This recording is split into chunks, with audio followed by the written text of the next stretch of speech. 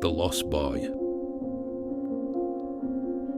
The 18th of February 1930 was a particularly chilly day. 6-year-old Alec Jenkinson of Shaw in Littleborough pulled on his boots and woolen cap and set out to play with his friends on Crook Hill, which overlooks the wild moorlands around Watergrove.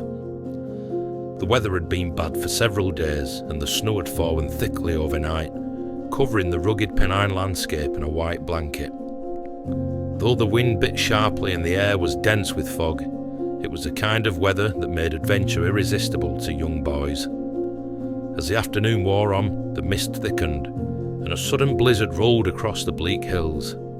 Visibility vanished. In the confusion, little Alec became separated from his companions on the treacherous moors.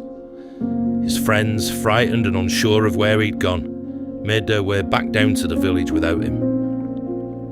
When Alec didn't return home, panic sped quickly through the close-knit community. Farmers, neighbours and local constables launched an immediate search, combing the windswept terrain with lanterns and dogs. But the storm was unrelenting, and without modern equipment or aerial support, the task was almost impossible. Each night brought deeper snow and darker fears. It was 5 long agonising days before Alec's small body was discovered, curled beneath a thicket near a frozen stream.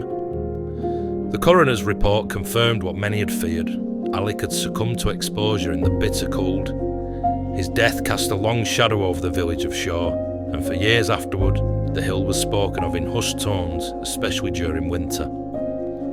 In the wake of the tragedy, a simple wooden cross was erected at the site where Alec was found, a quiet marker of a life lost too soon. As the decades passed, the cross weathered and fell, and only the older residents of the village held the memory of Alec close.